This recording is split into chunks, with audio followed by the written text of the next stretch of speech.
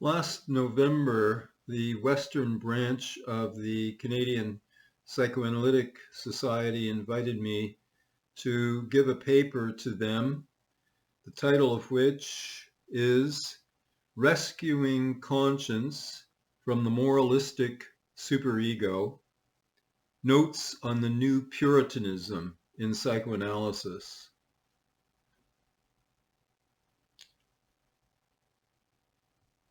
I'm going to read the paper from my large iPad.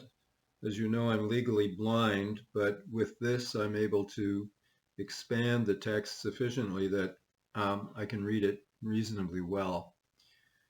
So, regrettably, psychoanalysis has long been confused about morality. On the one hand, we associated pro-social values with the culturally relative, socially internalized superego. On the other, we associated the antisocial with the biologically based drives of sex and aggression, the quotes, beastly id. But it is the ideological superego and the instrumental ego that organize death camps and drop atom bombs on civilian populations, while our truly moral, not moralistic inclinations are shared with our mammalian and primate cousins. Freud himself never seemed to appreciate, let alone resolve, his contradictory attitudes toward the superego.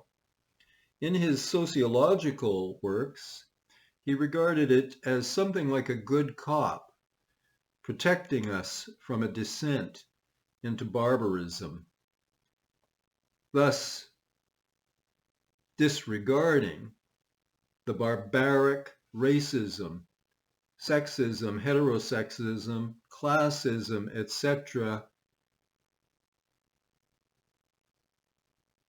contained in the superego itself. But in his clinical work, he saw the superego clearly as a sadistic agency at the root of most psychopathology. In a late paper, he called for its, quotes, demolition. But shrinking from Freud's radicalism and from recognition of the need to reinstate conscience as a structure distinct from the superego, mainstream psychoanalysis has preferred the liberalism of James Strachey, who against Freud's, Franz Alexander's, and Sándor Ferenczi's call for the superego's, quotes, complete elimination, unquote, Strachey seeks only its modification, while ignoring the inconvenient fact that we need a conscience to tell us in what ways the superego needs to be modified. This confusion has destructive clinical consequences. Instead of supporting the superego, albeit with some modification, we should be helping to disempower it in favor of the conscience. Freud never clearly grasped the distinction between punitive and reparative guilt. If I've injured someone and while he bleeds I self-flagellate, that is punitive guilt. Reparative guilt leads me to drop my cat o' nine tails and reach instead for my first aid kit and start bandaging. As a result, Freud was unable to see that persecutory guilt and shame frequently serve to ward off contrition and reparative guilt. People often seem to prefer to punish themselves forever as an alternative to having to bear the narcissistic injury involved in admitting and taking responsibility for wrongdoing, apologizing, and making reparation. While it is true that in civilization we need less persecutory guilt, as Freud argued, we need a great deal more reparative guilt and capacity for concern. Freud's decision in 1923 to fold the conscience into the superego has made it very difficult for us to recognize their differences and the conflicts between them. My old friend and mentor Eli Sagan found in Mark Twain's Huckleberry Finn the classic illustration of this conflict. As a product of a racist society, Huck's superego pressed him to turn his runaway slave companion Jim into the authorities, while his conscience urged him to protect the friend he loved. While persecutory guilt and shame are inflicted by the superego, reparative guilt is generated by conscience. While the superego is composed of retroflected id, aggression, and socially internalized ideology, the conscience is grounded in attachment, identification with nurturers, and with the whole good internal object. Conscience arises with the evolution from the paranoid schizoid to the depressive or reparative position, where what Winnicott called the capacity for concern develops.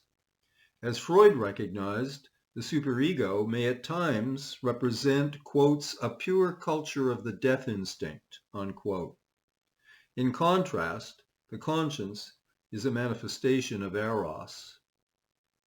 In my view, we have failed to clearly recognize that the goal of psychoanalysis is not merely superego modification, nor its complete elimination, but rather its relative disempowerment, not in favor of the rational ego, as Freud, Alexander, and Ferenczi thought, for the ego is incapable of making value judgments, but in favor of an emancipated and developed conscience.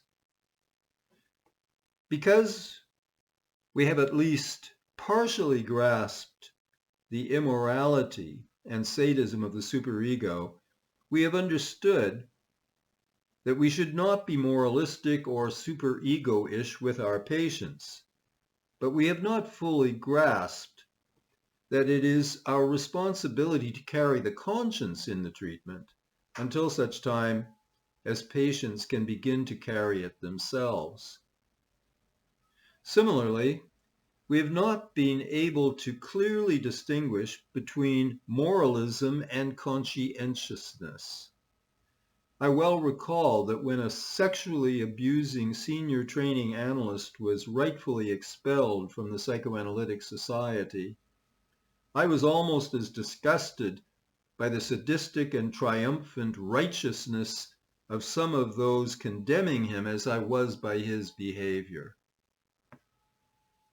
Heinrich Racker refers to people who have a, quotes, mania for reproaching, unquote. In order to escape attack by their own superego, they identify with it and moralistically persecute others, their scapegoats. A milder but no less destructive form of identification with the superego is seen in righteous authority figures who seem to take for granted their divine right to rule. They often manage to induce in any opponents the feeling that they are being naughty children.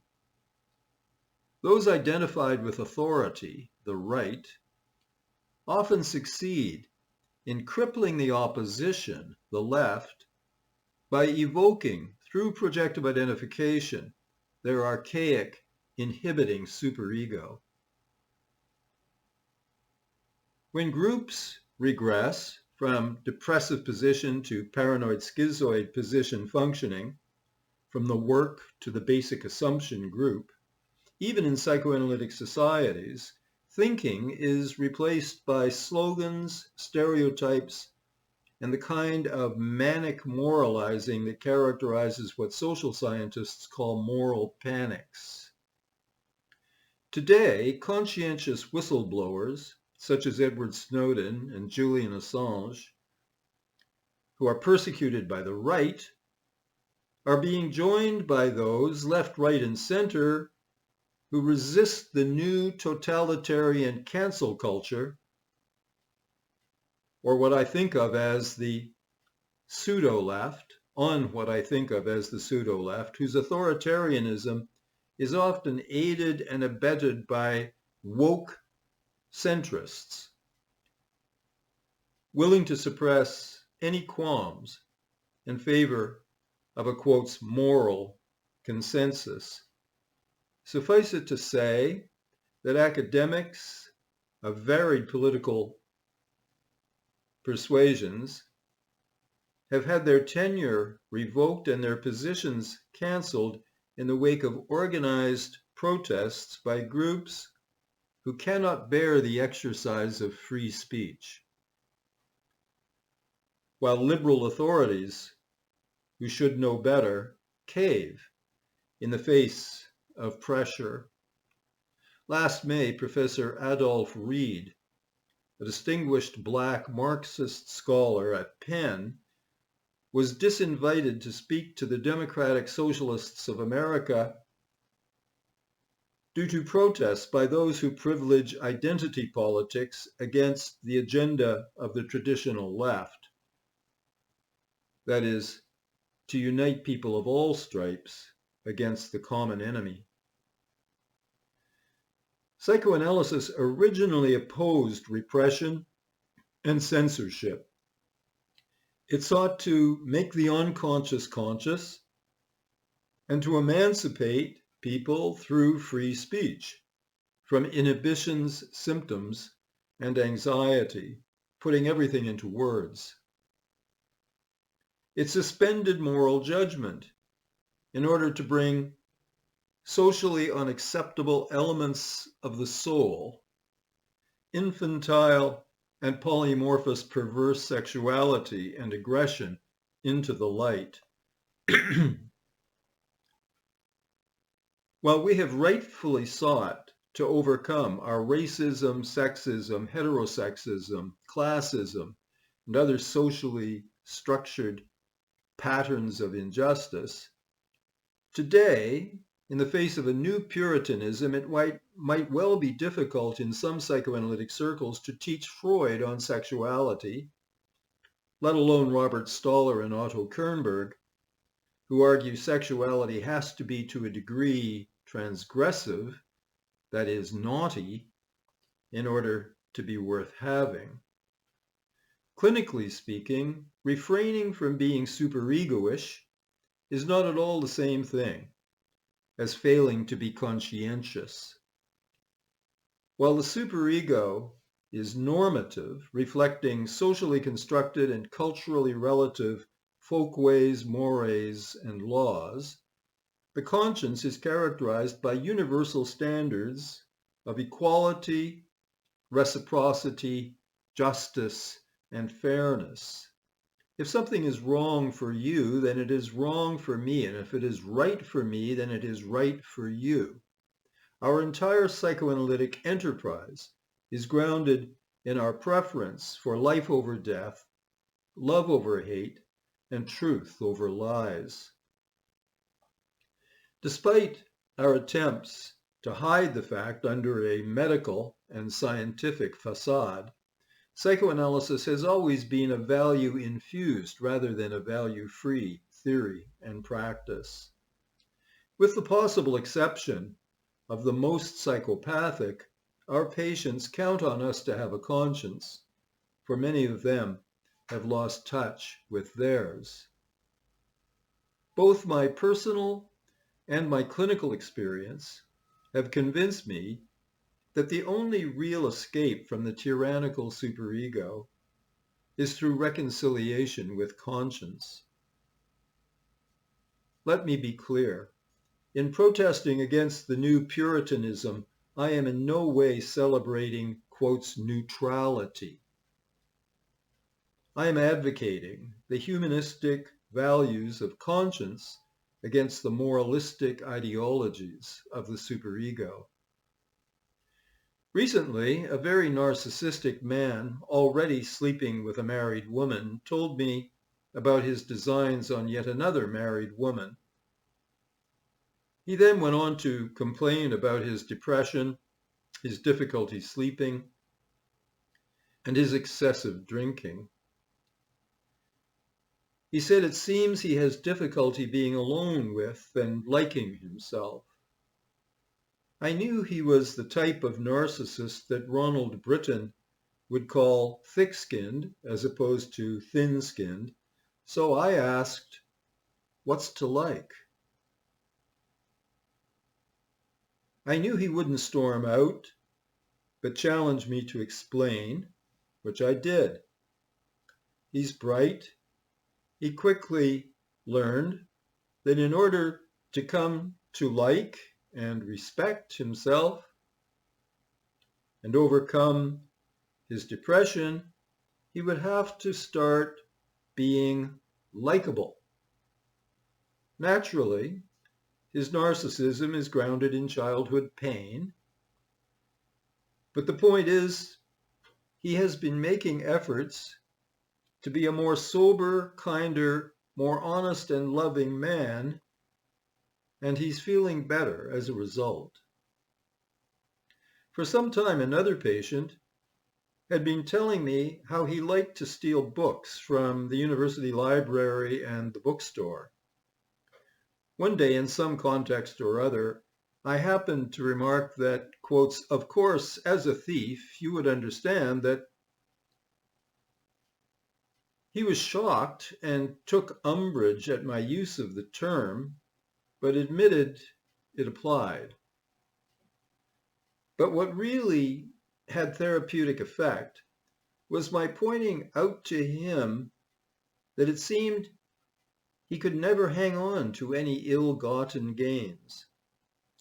The money he so acquired would be gambled away or squandered in bad investments or lost to a pickpocket, etc. So in working with patients suffering from problems of guilt and self-punishment, a crucial part of the therapeutic task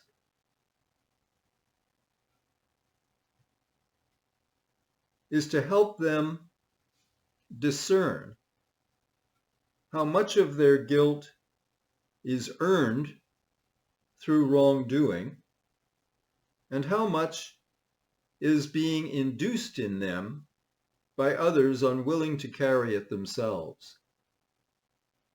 Freud's concept of, quotes, borrowed guilt is problematic in that those who have donated it certainly do not want it back.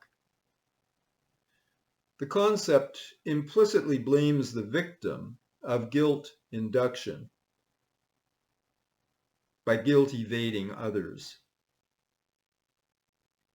But the fact remains, aside from the guilt illegitimately induced in us by others, there remains the guilt we ourselves have earned through wrongdoing, and for which we need to atone, not through self-punishment, but through creative reparation.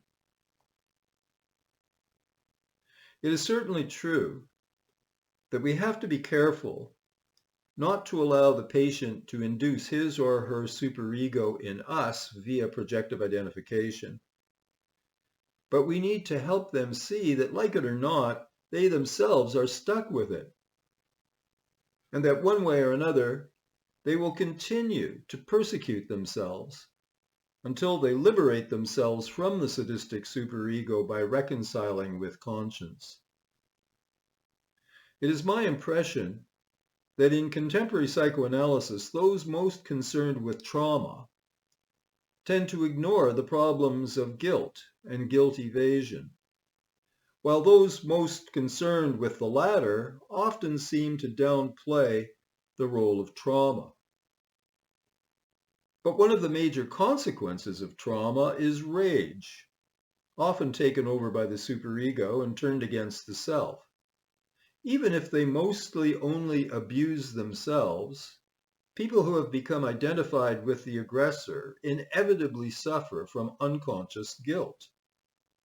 However justified aggression may be, given its roots in trauma, the victims of such trauma suffer unconscious guilt for their aggression until it is rendered conscious and conscientiously worked through.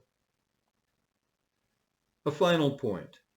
Because we have not been clear about the important differences between the superego and the conscience, we've been hampered in our assessment of applicants for analytic training and for training analyst status. I am less interested in an applicant's brilliance, academic accomplishments, ego strength, or superego functioning than I am in evidence that he or she has a heart and a conscience. But how to assess this? I look for an affect, not merely shame, a primarily narcissistic emotion, but the affect of grief and deep regret from having hurt someone or betrayed a central value. Without such a capacity for concern, no one should be given the opportunity to work with patients.